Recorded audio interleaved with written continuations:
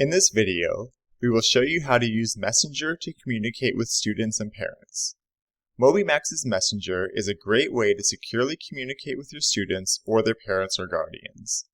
To use Messenger, select Classroom Tools on the left side of the Moby Central home screen.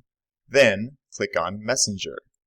Here, you'll be able to see your inbox, sent messages, and deleted messages.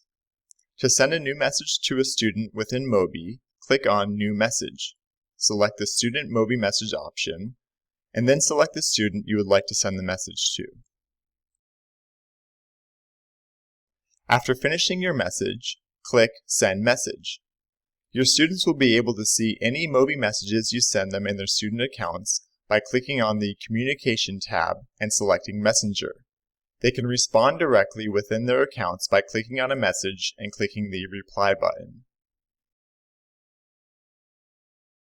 Back in your teacher account, if you'd like to send a message as an email or text message, you can add student and parent or guardian contact information by clicking on Student Contacts, clicking on a student's name, and clicking the Add New Contact button.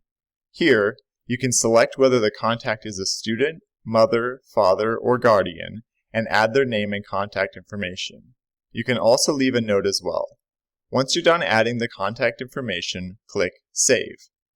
Once you have added email and phone number contact information, you can send an email or text message by clicking the New Message button and choosing the Email Message or Mobile Text Message option, and then clicking Continue. Choose the students, mothers, fathers, or guardians you would like to send the message to, type the message, and then click Send Message.